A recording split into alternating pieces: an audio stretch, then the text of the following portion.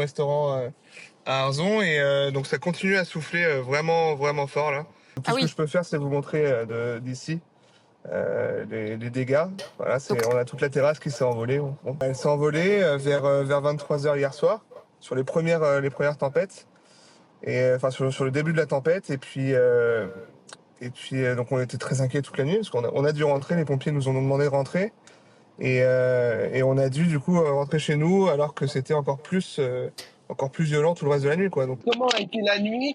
Elle a été très courte et très longue à la fois. Très courte parce qu'on a été réveillés aux alentours de 2h du matin. C'est à ce moment-là que les rafales de vent ont été vraiment très violentes, mais très longues aussi parce que, comme je vous le disais, on ne pouvait pas sortir à l'extérieur. Et c'est vrai que les bruits causés par ces rafales de vent sont parfois pressants. Les portes ont claqué, les fenêtres tremblaient, les murs ont tremblé également.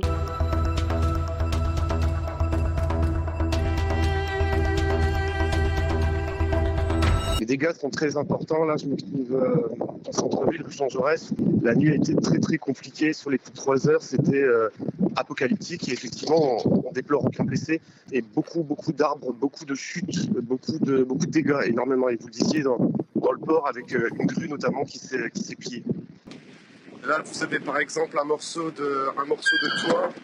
Vous avez de l'autre côté une tramouette, et également un deuxième morceau de toit. Voilà, donc tout ce que vous pouvez voir ici au niveau des stations de tramway, vous avez ces jonchés de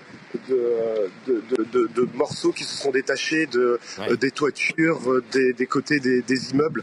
C'est vrai que ce matin, au lever du jour, on a constaté les dégâts, notamment, regardez, cette maison avec ce toit détruit en deux à cause de la chute d'un arbre. Ça a eu lieu aux alentours de 3h du matin. Cette maison, c'est celle de Brian. Vous venez d'emménager il y a 1 mois et demi, pour la petite précision. Le vent a commencé à souffler, donc du coup, nous, on a commencé à fermer les volets parce qu'on commençait à avoir des branches qui commençaient à tomber au fur et à mesure de plus en plus fort sur la maison.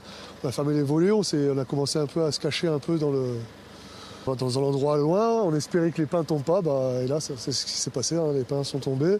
Le premier, il a rasé la maison, le deuxième, 10 minutes après, il est tombé sur la toiture. Il y a un Velux qui a fissuré, donc du coup on s'est réfugié le plus loin possible. Et puis il pleut depuis le début de la matinée, ça vous inquiète aussi? C'est ça, il pleut dans la maison, donc du coup là on voulait bâcher, mais les pompiers veulent plus qu'on rentre. Et donc du coup voilà, après on en est là, quoi.